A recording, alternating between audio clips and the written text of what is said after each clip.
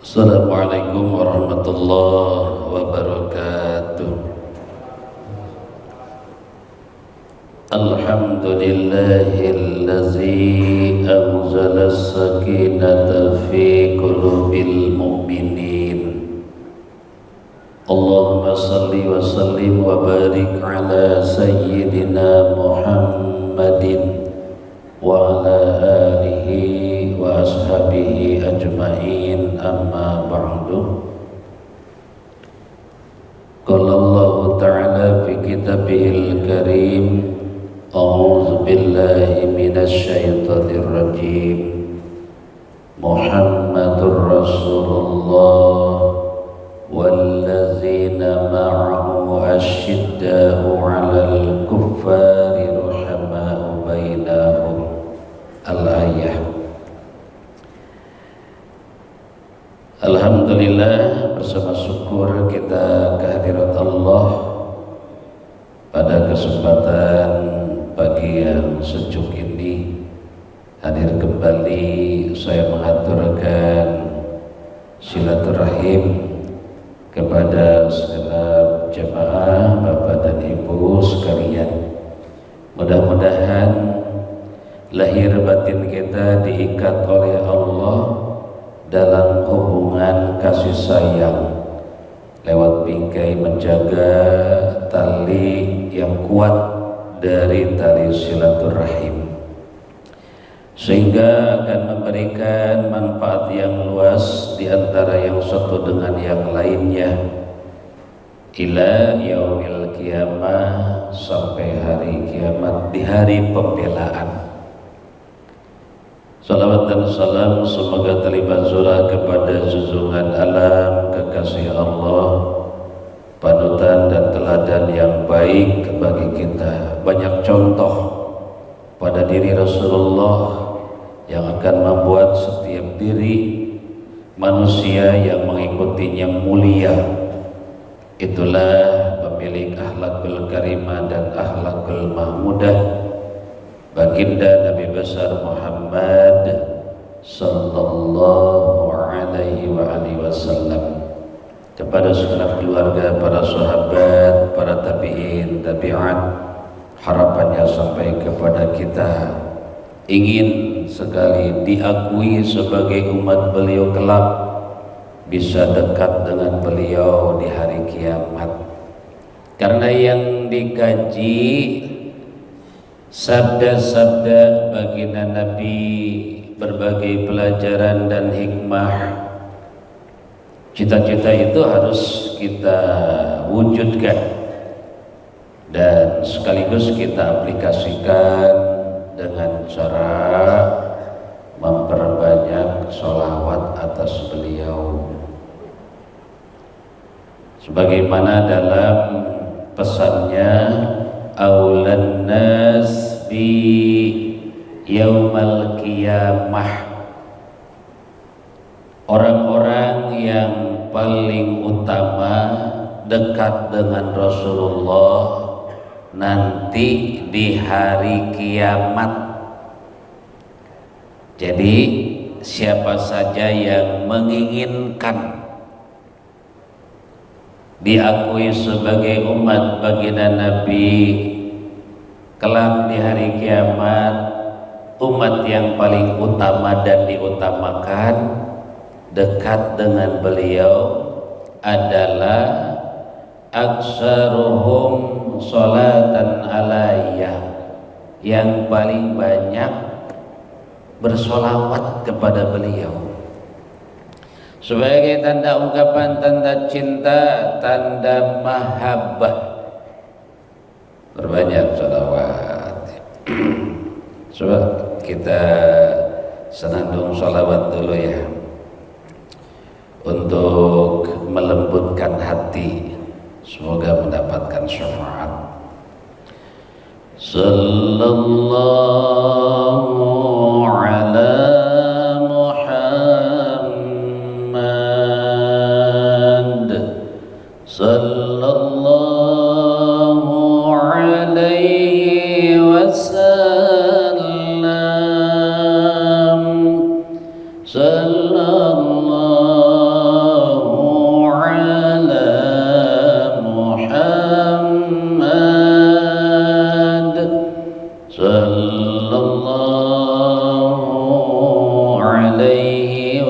wasallam. Ya Nabi, ya Nabi, salam alaika. Ya Rasul, salam alaika. Ya Habib, salam alaika.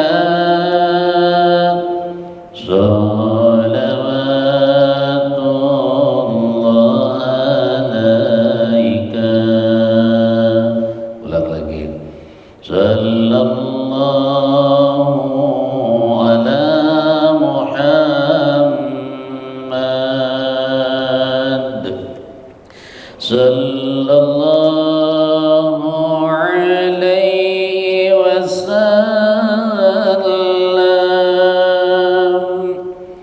Sallallahu ala Muhammad. Sallallahu alaihi wasallam. Allahumma salli wa sallim wa barik alaihi. Saudara rahimakumullah, kajian kali ini lanjutan dari bab yang tertunda cukup lama. Nah, ini kajiannya masuk ke wilayah hati. Hati itu harus dibina, ya, ditarbiyah, bahkan bila perlu diriyadhah, dilatih, karena begitu sulitnya menembus bagian yang terdalam dari hati. Kalau lautan, sedalam-dalamnya laut itu bisa diselami, tapi hati manusia sejengkal di dada ini, Masya Allah. Pantas atau diingatkan oleh Rasulullah, inna fil jasad mudghah. Di bagian tubuh manusia ini ada segumpal daging. Idza salaha salahat jasadu kulluhu. Kalau yang segumpal itu bening, bagus, bersih, mulia, maka akan tercermin dari tutur kata, dari sikap, perilaku, tindakan dalam kehidupan ini. Bening juga, baik juga, baik di dalamnya, baik keluarnya. Wa idza fasadat jasadu kullu fasadat. Apabila buruk atau jelek begitu ya, ada penyakit, maka berpengaruh kepada perilaku. Seolah-olah hati itu sebagai komando sentral yang akan mengarahkan seperti apa yang diucapkan, apa yang dilakukan. Apabila segumpal daging itu buruk, maka seakan-akan perilaku juga tercermin buruk. Ya al-qalbu, kata Nabi, ingatlah bahwa yang segumpal itu adalah hati. Semoga hati kita hati yang dibimbing dengan hidayah Allah. Jadi kalau dibimbing tuh hati oleh hidayah Allah, ada cahaya yang terpancar ke hati, hatinya itu jadi baik. Tapi ya itu, ada penyakit di hati, pasti ada. Setiap manusia itu ada penyakit hati, termasuk penyakit itu akan melanda ke kiai, ke ustadz, bisa Pak Yanis, bisa ada penyakit ustadz juga. Iya, bisa merambah kemana-mana tuh. Dan itu virus hati lebih bahaya dari COVID-19 yang sudah lenyap. Karena penyakit hati mah tidak ada tahunnya, bisa sepanjang hidup sampai wafat dihinggapi penyakit itu. Banyak penyakit hati. Di antaranya riya, penyakit hati, sum'ah, penyakit hati. Ini yang akan menyerang ya nilai-nilai amal dengan riya, dengan sum'ah. Bisa rontok tuh amal itu dengan penyakit itu. Obatin segera ya. Kemudian ada lagi penyakit takabur, penyakit sombong, dan sangat halus begitu ya yang ada di hati itu. Penyakit itu hampir tidak terasa. Penyakit sombong, terbersit di hati, merasa hebat, merasa bisa, merasa punya, itu merasa menguasai, timbul. Kemudian diarahkan begitu ya dari pengaruh itu ke yang lain begitu. Yang lain tidak seperti saya, yang lain tidak bisa, tidak mampu, tidak punya. Ada yang tingkatan yang paling besar begitu ya dari takabur itu. Merasa bahwa segala sesuatu yang nempel melekat dengan dirinya adalah karena sebab dirinya sendiri. Nah itu yang paling berbahaya, itu sombong itu. Sombong yang akan dijatuhkan kepada kehinaan, dan itu bisa masuk ke wilayah ibadah. Yang paling tahajud, yang paling duha, yang paling sedekah, iya, yang paling taat, sampai-sampai ada dalam salawah itu, punten Pak Ustadz, saya mah ibadah haji itu baru 10 kali. Itu tuh ya, umroh baru 52 kali. Nah, itu ada bahasa itu harus hati-hati begitu. Iya, karena diancam oleh Allah.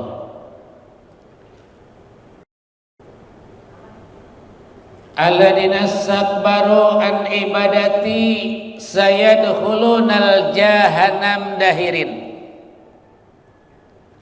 Kata Allah, bagi orang-orang yang menyombongkan diri dalam ibadah kepadaku, sayadkhulunal jahannam dahirin, maka dia nanti akan dimasukkan ke dalam neraka jahanam dalam keadaan terhina. Nauzubillah.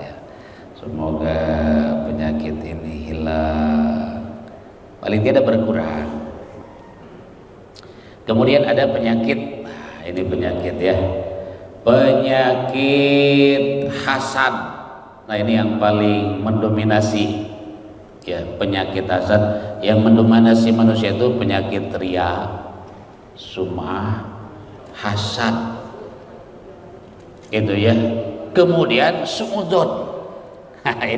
Ini penyakit yang berbahaya semua nih, virus yang berbahaya, bahaya pokoknya mah. Apa tadi? Riya, sum'ah. Kalau riya itu ingin dilihat paling soleh, itu ya. Kalau sum'ah pingin respon atas kesolehan, pingin orang tuh respon atas kesolehan. Sum'ah itu dari kata sam'a, mendengarkan. Jadi menceritakan tanpa ditanya, dia cerita. Alhamdulillah saya tahu kenapa kalau enggak bangun malam itu rasanya gimana, maka tiap hari, tiap malam tuh harinya duha, malamnya tahajud, padahal enggak ditanya begitu ya. Nah itu sum'ah itu namanya. Sum'ah itu niat memang dari hati muncul keluar begitu ya. Ada cerita orang, ini orang cerita begitu tanpa kebaikan, saya lebih banyak daripada dia kebaikan saya, kemudian dia lawanin begitu ya, itu tuh dia ladenin. Nah ini sum'ah. Sum'ah ini apa ya, halus sekali, hampir tanpa terasa. Jika tidak ada kontrol batin, maka akan keluar begitu ya dari hati itu. Sum'ah, riya. Terus hasad. Hasad itu tidak suka dengan sesuatu yang dimiliki oleh orang lain. Hasad, timbul rasa tidak suka begitu ya. Insyaallah kita jelaskan ya. Kemudian ada lagi suudzon. Kalau riya, sum'ah ini tidak ada hubungannya dengan manusia dalam kerugian, ya. Tapi kalau sum'zon kemudian hasad, itu ada hubungannya dengan interaksi dengan kehidupan ini, dengan sesama kita.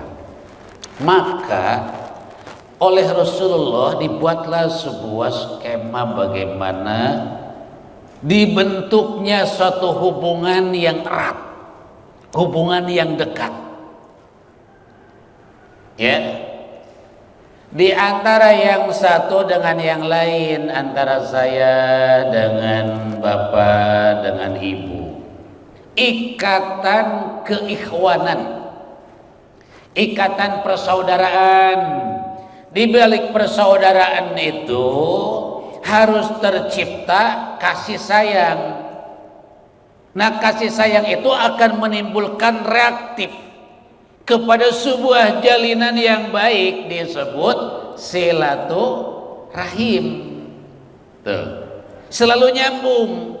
Nyambungnya motifnya cuma satu, adalah kekuatan hubungan dalam persaudaraan. Kalau sudah jadi saudara yang lain bagi dirinya,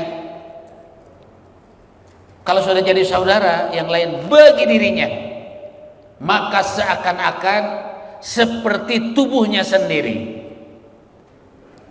Ya Pak ya, tubuh sendiri itu bagaimana? Gigi yang sakit, badan yang meriang. Itu. Kemudian kaki yang sakit, mulut yang mengatakan aduh sakit. Seperti itulah keikhwanan. Sampai-sampai keikhwanan ini oleh Allah dijadikan sebagai standar seseorang itu imannya bagus.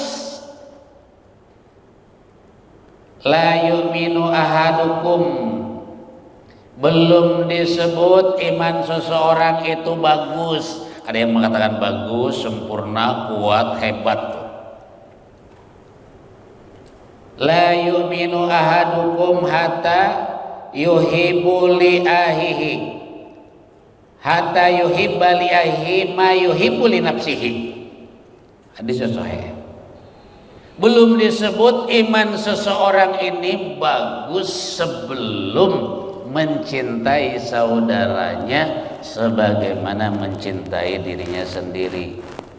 Dan itu tidak akan ada penyakit hasad, tidak akan ada penyakit sumuzon, tidak ada. Kenapa?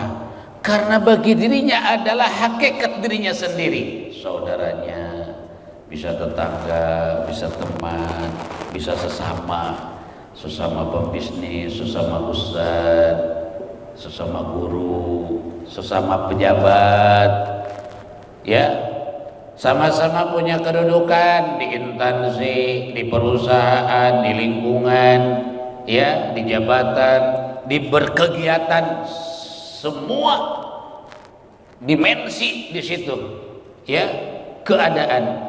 Jika ada ikatan persaudaraan, insya Allah, bukan iri, bukan dengki, bukan buruk sangka, justru yang ada pembelaan, bahkan selalu ingin memberi, mengutamakan, begitu. Tapi memang ini penyakit nih, penyakit. Ini kan teori, ini mah teori ini mah wujudnya itu ada dalam kesadaran. Apakah iman itu bagus atau tidak, itu kita lihat, ya. Bagaimana Allah mengajarkan kepada kita sebagai manusia yang syarat dengan sosial dalam kehidupannya itu, bahwa tidak bisa berdiri sendiri, dibuat oleh Allah berbeda tetapi menjadi satu. Ibarat begini, kendaraan, ya, kendaraan motor, mobil. Mungkin yang membuat mobil itu berbeda-beda, yang bikin rangka beda, ada yang bikin sendiri, yang bikin ban ada, yang bikin sendiri, ya kan Pak? Iya. Terus yang nyiapin BBM Mungkin bukan orang yang bikin mobil, kemudian yang nyiapin oli, tapi begitu yang berbeda itu disadukan menjadi mobil, mobil itu menjadi jalan, menjadi manfaat, menjadi baik, menjadi berguna. Coba terpisah-pisah. Mobil tidak ada bensinnya, bisa jalan tidak? Tidak. Jadi dari berbeda itu adalah sunatullah. Ketika berbeda, siapa saja yang bisa menyatukan dirinya, itulah yang hebat jadi jalannya. Maka kembali kepada Al-Quran, Allah berfirman di dalam surah Al-Hujurat ayat 10, innamal mu'minuna ikhwatun. Bahasanya juga iman. Sesungguhnya orang beriman itu antara yang satu dengan yang lainnya harus bersaudara, minimal bersaudara, kata Allah. Bersaudara, kalau bahasa mempersaudarakan, bersaudara. Inilah hakikatnya begitu ya. Saya dengan Bapak kalau bersaudara itu sampai kenal begitu ya. Nah saya kalau ditanya satu-satunya nama saya tidak tahu begitu ya. Tapi kalau dia mungkin tahu nih Ustaz Hambali begitu ya. Punten. Meskipun Bapak tidak dikenal namanya, tapi ada jauh di lubuk hati saya dalam cinta, insya Allah. Ibu, Bapak, demikian. Ya, ikat di batin kita ini. Jadi tidak hanya sekadar begini, ngaji, oh ya Ustadz lagi memberikan materi, jangan begitu. Itu ya. Tapi itu saudaraku, demikian juga dengan saya kepada Bapak dan Ibu. Saya akui sebagai saudara saya. Jika nanti di akhirat ini menjadi wasilah bersama di dalam majlis, kemudian Allah memuliakan, ya Allah memuliakan siapa saja di antara yang dimuliakan oleh Allah sebab kesolehannya. Nanti pada saat dihimpun di padang mahsyar ada kelompok-kelompok yang akan diikuti, kita akan ada kelompoknya. Dan yang paling mulia adalah umat baginda Nabi Muhammad Sallallahu Alaihi Wasallam. Beliau sebagai pemimpin, beliau adalah sebagai guru, beliau adalah sebagai pemandu, beliau sebagai panutan, sekaligus beliau sebagai pembawa risalah, sebagai Rasul yang akan memanggil umatnya pada saat itu. Kemudian berkelompok-kelompok sesuai dengan kafilahnya, laksana seperti orang yang akan berangkat ibadah haji. Di situ berduyun-duyun akan mencari siapa pemimpinnya, dari mana dia bersanad, kemudian terus berkelanjutan tersambung hingga kepada Rasulullah. Karena memang kita bukan hidup di masa Rasulullah. Ada penghantarnya begitu ya. Dari Rasulullah kepada siapa? Sahabat. Dari sahabat kepada siapa? Tabi'in. Kemudian atbut tabi'in. Lalu kepada ulama, terus dari ulama sampai kepada kita. Penyambung.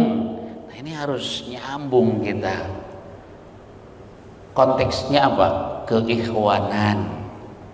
Andai kata seperti ini, nyaman hidup itu, bahagia, tenang, tidak ada kekhawatiran.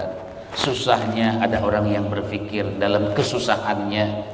Iya, sulitnya ada orang yang membantu dalam kesulitannya, karena ada keikhwanan di dalamnya itu yang kuat. Tapi memang umat saat ini sedang diuji, rapuh dalam hubungan keikhwanan, dalam ukhuwah. Ada ukhuwah itu dari bahasa luasnya daripada ikhwan, persaudaraan dalam ikatan akidah keagamaan. Ada lagi dalam kemanusiaan, keikhwanan itu yang disebut dengan ukhuwah basyariah, kemanusiaan. Kemudian ada lagi ukhuwah Islamiyah. Berarti ukhuwah Islamiyah itu keagamaan, ikatan keagamaan. Bisa berbeda, organisasi bisa beda, cara ibadah bisa beda. Iya, dari takbir aja bisa beda. Dari takbir, dari duduk tahiyat bisa beda. Tapi kalau sudah ada penyatuan kesadaran begitu ya, sadar bahwa itu adalah hakikat daripada sejatinya keimanan, tidak akan terjadi itu Pak Ibu, ya tidak akan terjadi. perpecahan tidak akan terjadi, persaingan tidak akan terjadi, permusuhan tidak akan terjadi. Ukhuwah Islamiyah. Tapi seperti inilah ya fenomena yang terjadi. Ini ujian bagi umat.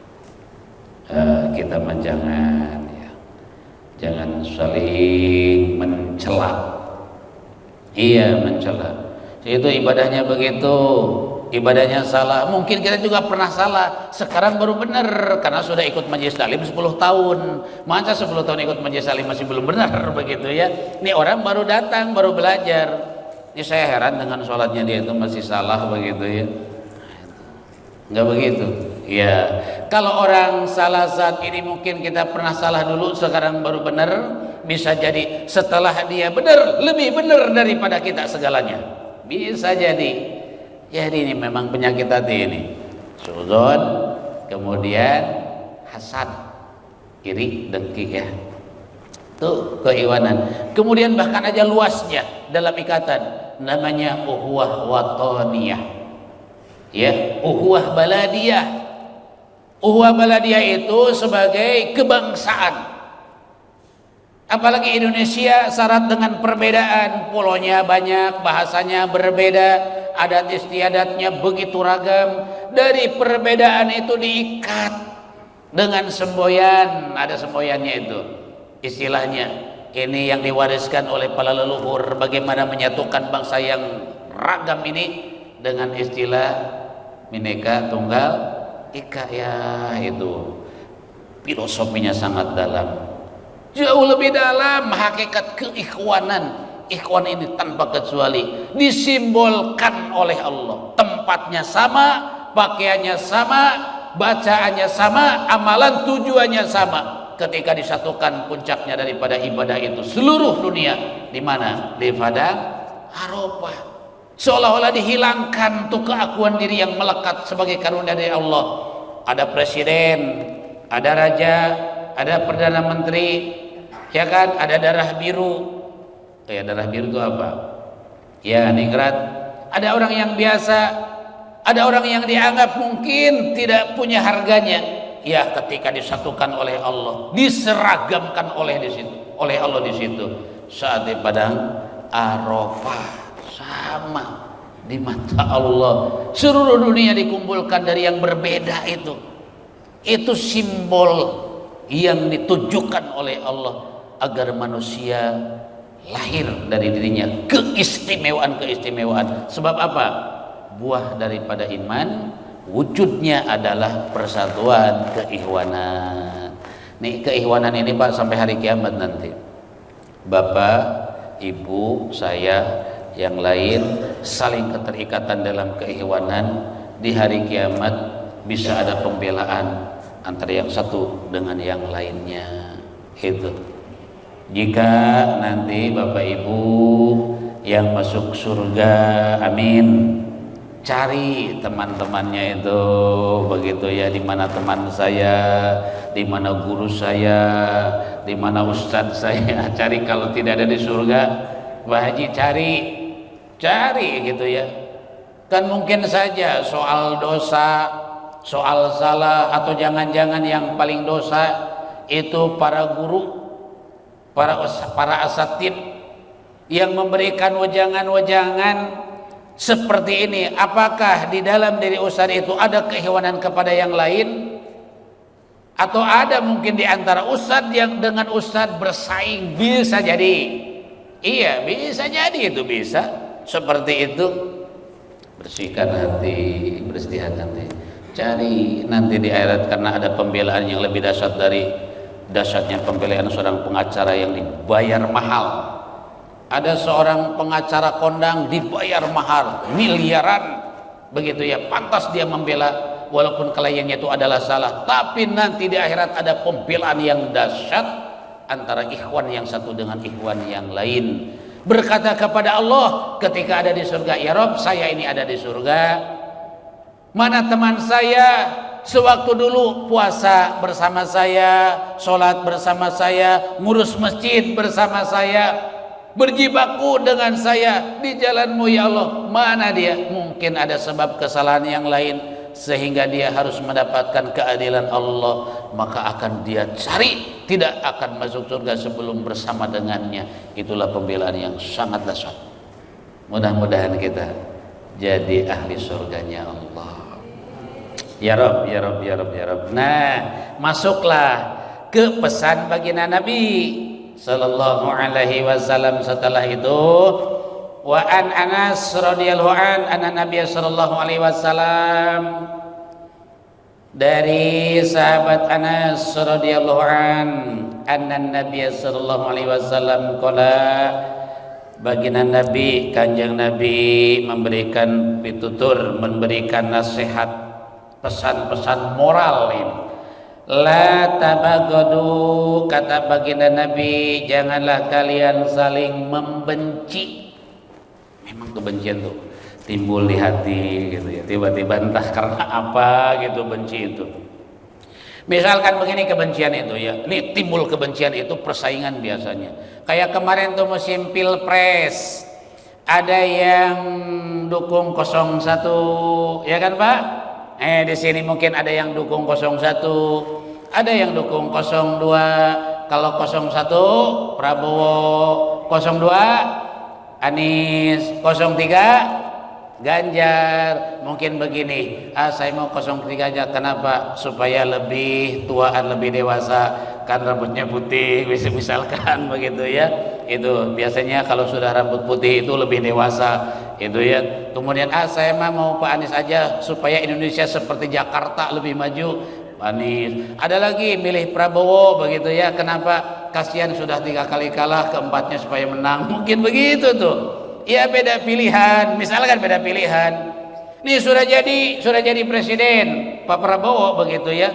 Terus dalam kehiwanan ini misalkan ada yang sakit, siapa yang sakit, siapa yang nengok? Yang nengok itu ya kita. Coba misalkan Bapak mati-matian membenci temannya begitu ya karena beda pilihan. Dia pilihannya Prabowo. Panggil aja coba Prabowo. Pak Prabowo, saya pendukung militan Bapak. Ini saya sakit kok nggak datang. Paling jawaban Pak Prabowo apa? Sorry nih, paling begitu. Di sorry nih, paling begitu, ya kan? Coba siapa? Kita ini yang dekat. Maka hilangkan kebencian. Kata Nabi, kebencian itu hanya saja akan menjauhkan dan merugikan. Maka baru nyambung sekarang. Coba apa kata Nabi yang disebut dengan silaturahim. Man ahabba ayam suto fi rizkihi wa yunsau fi asarihi falyasirahimahu. Barang siapa yang ingin rezekinya nyambung terus ada dan berkah, umurnya manfaat karena jadi ibadah, falyasirahimahu, sambung silaturahim. Bisa dengan kata-kata, bisa dengan berjumpa, bisa dengan saling berkunjung. Dan ini adalah silaturahim yang paling efektif di majelis taklim. Bisa ketemu, bisa bertatapan, bisa bermuajahah, bisa bertegur sapa. Yang pertama, kebencian dihilangkan. Kemudian yang kedua, wala tahasadu, jangan hasud. Hasud itu, hasad itu iri gitu ya, iri itu iri. Nah, ini yang paling banyak nih, iri nih di hati itu. Iri itu ya apa, di dalam ayat Al-Quran surah An-Nisa ayat 54, iri itu am yahsudunan nas ala ma atahumullahu min fadlih. Jadi iri itu kalau menurut ayat dari surah An-Nisa ayat 54 adalah mereka yang hasad, yang iri begitu ya, yang dengki, yang tidak suka kepada seseorang, kepada manusia yang telah diberi oleh Allah, dikasih oleh Allah sesuatu kelebihan. Usahanya lancar, tahu-tahu mobilnya ganti, itu ya. Wah, ini katanya, jangan-jangan katanya begitu ya, pesugihan. Itu ya timbul. atau jangan-jangan yang macam-macam tuduhannya itu begitu ya, tidak suka begitu ya. Ini ada penyakit iri, ada tingkatan-tingkatan, ternyata penyakit iri itu ada tingkatan-tingkatan. Yang paling terendah penyakit iri itu tidak suka dengan sesuatu yang dikasih oleh Allah kepada orang lain, kepada tetangganya, kepada temannya. Dulu di bawah saya dia, jauh kemana-mana, tahu-tahu sekarang langsung menjulang begitu ya. Iya, levelnya jauh ketinggalan. Wah, paling nggak akan jauh dia. Kan dia mah orang sana, orang kulon, orang sekarang jago-jago begitu ya. Itu, nah, itu tidak suka. Minimal itu ya, iri yang paling rendah itu. Tapi tidak disukai oleh Allah dan menyebabkan zuatnya atau ruwetnya hati. Capek itu iri itu, capek begitu ya timbul, dan bisa menimbulkan rasa panas. Rasa panas tuh di hati, rasa panas tuh di hati itu. Waduh, langsung panas ya. Itu ngagetin orang, tahu-tahu punya, tahu-tahu berubah begitu ya. Dulu di Perum, sekarang pindah ke Gading Serpong. Gitu. Iya. Dulu itu di sini, rumahnya paling jelek tuh di sini. Sekarang tahu-tahu ada di Serpong begitu ya. Kita kan tahu di Serpong itu mahal-mahal katanya. Dari mana tuh duitnya? Itu padahal sama kerjanya sama saya, dagang di pasar yang sama. Rezeki orang kan nggak tahu dari mana. Mungkin dapat warisan begitu ya. Itu ada kaitan, atau mungkin kesenggol orang di jalan. Tahu-tahu diganti begitu 5 miliar. Kan bisa saja begitu. Banyak kemungkinan sumber rezeki orang. Kata Allah, orang iri itu adalah tidak suka dengan apa yang dikasih oleh Allah. Itu capek sebenarnya kalau iri. Itu yang terendah. Kemudian ada yang kedua nih, level kedua dari iri itu. Kedua, berusaha untuk menghancurkan, menggagalkan. Wah, ini nggak bisa dibiarin nih, begitu ya, nggak bisa dibiarin nih. Itu dia kasakusuk kemudian mencari jalan bagaimana supaya orang ini tidak dipercaya, kemudian jadi hancur. Ini iri level kedua.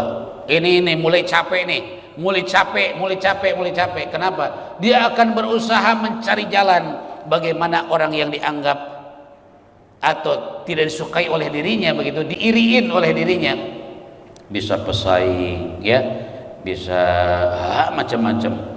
Maka akan dia lakukan fitnahan, itu tuh provokasi dan seterusnya ya. Kalau tidak mampu melakukan itu, tiba-tiba sakit, iya, tiba-tiba sakit karena menyerang dirinya itu yang terlemah dalam tubuh.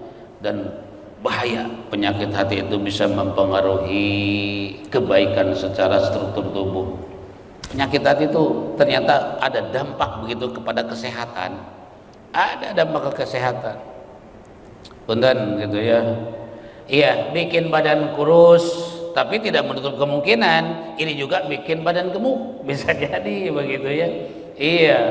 Macam-macam. Banyak dampak. Iri bikin hati capek. Itu yang kedua. Berusaha begitu ya, berusaha supaya yang diirinin. Yang ketiga, ini iri yang paling jahat nih, iri paling jahat. Yang ketiga, tidak suka dengan apa yang dia miliki, bagaimana supaya dia hancur, dan sesuatu yang dimiliki olehnya supaya pindah kepada dirinya. Nah, ini supaya pindah kepada dirinya, berbagai rekayasa dia lakukan itu. Ini adalah dalam kehidupan sosial senantiasa terjadi. Maka kata Nabi, janganlah sekali-kali kalian wala hasada fa inal hasada, kedengkian dan keirian itu adalah yakulul hasanati, bisa mengikis kebaikan. Ada dua pengertian begitu ya. Bisa mengikis kebaikan itu karena sebab hubungan.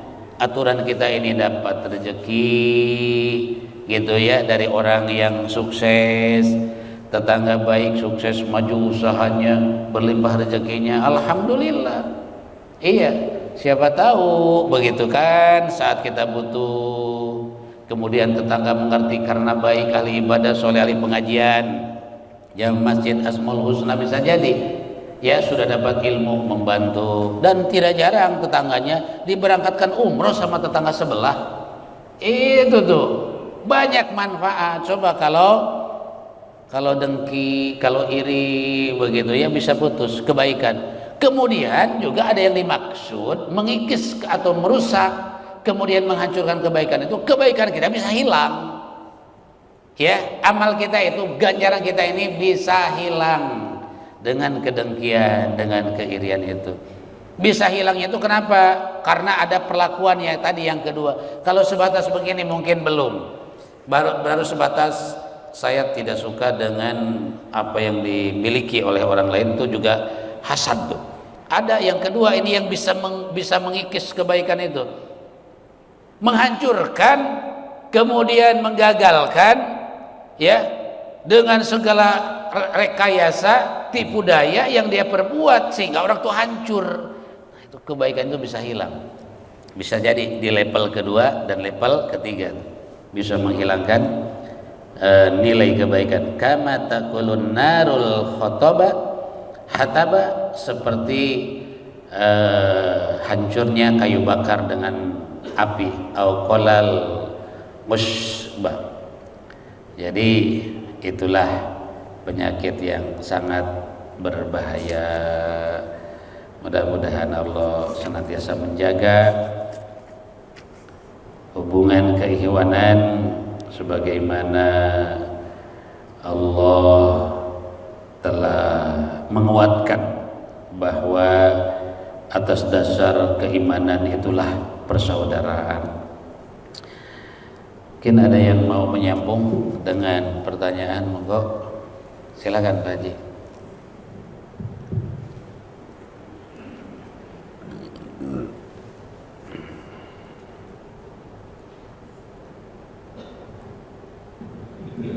Terima kasih. Assalamualaikum warahmatullahi wabarakatuh. Waalaikumsalam warahmatullahi wabarakatuh. Alhamdulillah kita sudah berada untuk keadaan ini, dan saya bisa bertanya-tanya lagi apa yang saya sudah saya itu tambahan ini.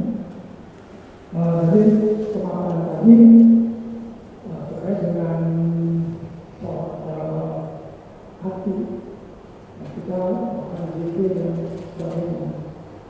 Saya kadang-kadang memilih berzikir atau soal tidak, karena amalan-amalan ini banyak hadiahnya yang bisa kita sampaikan, kita dapatkan. Ketika saya memilih mana yang saya berikan, karena kalau kita membaca sholawat maka kita akan dikenal oleh Rasulullah. Tapi ada dua kalimat tapi timbangan yang berat Besar ya. Nah, saat amalan itu kita bacakan dengan jumlah yang mereka banyak itu, mana pilihan yang harus kita lakukan? Apakah berat amalannya atau kenapa dulu atau amalan lain memang menjadi takbir dan mahir. Nah, itu jadi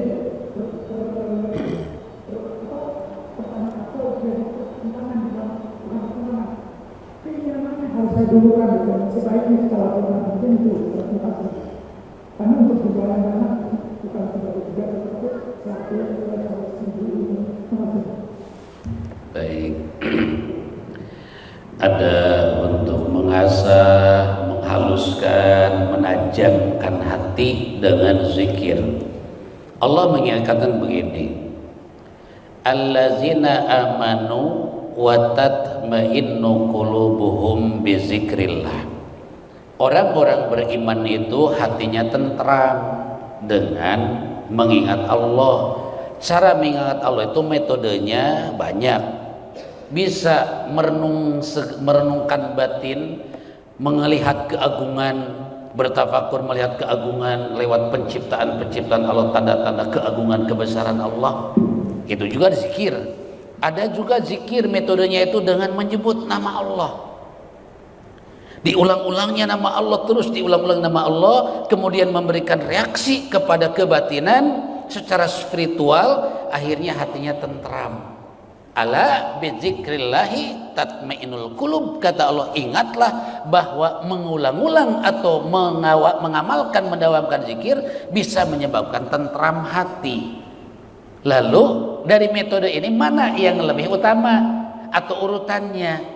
Kaitan dengan zikir ini adalah sebagai amalan yang luas, amalan yang bebas, kecuali yang sudah diikatkan kepada amalan itu terikat dengan syarat dan rukun seperti sholat, yaitu sholat urutannya. Kalau zikir bebas mah di luar daripada sholat bebas-bebas saja, tergantung kecenderungan mana yang didahulukan, begitu ya.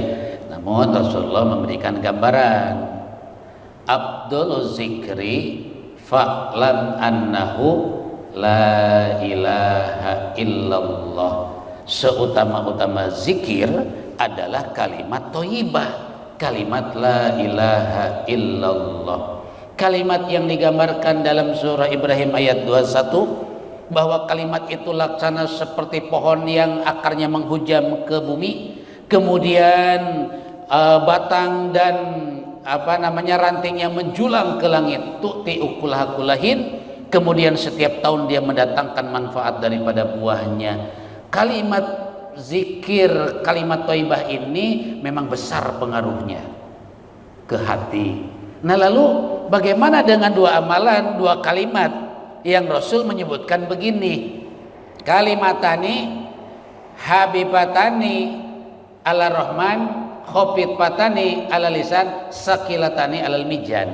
Dua kalimat ringan diucapkan, dicintai Allah dan memberatkan timbangan di neraca amal baik kelak di akhirat. Kalimatnya adalah subhanallah wa bihamdihi subhanallahil azim. Lalu sholawat, jadi ini lebih kepada substansi yang berbeda. Kalau subhanallah wa bihamdihi subhanallahil azim itu adalah mengamalkan apa yang dianjurkan oleh baginda Nabi sebagai jalan agar memperoleh kebaikan, sedangkan sholawat adalah menyatukan antara kita dengan baginda Nabi. Jadi mau duluan yang mana, itu mah lebih ke teknis dalam metode zikir itu Pak Haji ya. Itu terus waktu yang sempit abdolan mana ya, masa tidak bisa mengucapkan subhanallah wa bihamdihi subhanallahil azim Allahumma sholli ala sayyidina Muhammad wa ala ali sayyidina Muhammad. Itu Haji. Mudah-mudahan kita senantiasa diilhami mudah lisan ini untuk selalu basah dalam mengingat Allah, bersalawat kepada Rasulullah. Nah, kaitan dengan hati banyak berdoa. Ada doa yang diajarkan tentang hati karena kita memang berharap Allah membina hati kita. Ya muqallibal qulub sabit qalbi ala dinika wa ta'atika wa mahabbatika wa ma'rifatika. Ya muqallibal qulub, wahai Allah yang membolak-balikan hati, sabit qalbi, teguhkan hatiku, ala dinika, dalam menjalankan syariat yang engkau tetapkan untukku, wa ta'atika, sehingga menjadi ahli taat, istiqomah dalam ketaatan, wa mahabbatika, muncul rasa cinta kepada Allah sehingga diri ini kecenderungannya kepada yang baik, bersih hati kita, wa ma'rifatika, dan dapat mengenal segala tanda keagunganmu sehingga tidak ada itu di dalam diri muncul penyakit-penyakit hati, dari mulai takabur, kemudian sum'ah, riya, hasad, suudon, tidak ada, insya Allah. Dan saya yakin begitu karena memang kuncinya di hati. Ada namanya terapi refleksi batin, itu zikir. Ya zikir, kita bareng zikir jama'i namanya, dibimbing begitu ayo zikir. Mungkin nanti ada juga sesekali ya dalam majlis, karena memang Riyadhus Shalihin ini kemana-mana begitu ya materinya itu. Jadi 300 hadis yang termaktub di dalam kitab ini memang ke wilayah fikih masuk, ke wilayah tauhid masuk, ke wilayah tasawuf masuk, ke wilayah akhlak pun juga masuk. Inilah gagasan Imam Nawawi dalam menyusun dari berbagai kitab dan bab yang ada adalah sebagai metode pembinaan tarbiyah namanya begitu ya, supaya mudah dipahami oleh umat di kemudian.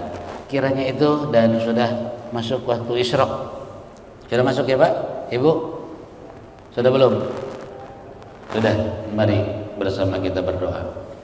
Nas'alukal ijabah, amin ya Allah ya mujibas sa'ilin. Bismillahirrahmanirrahim. Alhamdulillahi rabbil alamin. Wahai Allah, kami menyebut asma keagungan-Mu, memuji segala karunia kasih-Mu. Allahumma salli wa sallim wa barik ala sayyidina Muhammadin wa ala alihi wa sahbihi ajma'in. Dan kami selalu menyanjung kekasih-Mu dengan dasar mahabbah kami kepadanya ya Rabb, baginda Nabi penuntun kami. Jadikan sholawat ini sebagai penyambung antara kami dengan beliau ya Rabb. Ya Arhamar Rahimin, tawassalna bi ta'alumin wa tawassalna bi ta'limin, antarzuqana wasi'a wa antarzuqana amanah. Dan kami bertawassul ya Rabb dengan hadirnya di majelis ilmu ini, karuniakan kepada kami ketentraman jiwa, ketenangan hati, kebersihan, serta ya Rabb dijaminnya hati kami hati yang yakin, hati yang ikhlas, hati yang tafwid, hati yang ridho dengan segala apa yang menjadi ketetapan-Mu kepada kami. Ya Arhamar Rahimin, ya muqallibal qulub sabit qulubana ala dinika wa ta'atika wa mahabbatika wa ma'rifatika. Ilhamkan kerelung hati kami dengan pancaran hidayah ya Rabb, agar hati kami ini hati yang bening, hati yang bersih, sehingga timbul dari kebersihan hati kami ya Rabb memahami syariat-syariat-Mu, taat dengan istiqomah, dan memahami segala keagungan kebesaran-Mu, kenal dengan segala kemuliaan-Mu. Birahmatika ya arhamar rahimin. Rabbana atina fid dunya hasanah wa fil akhirati hasanah wa qina azabannar.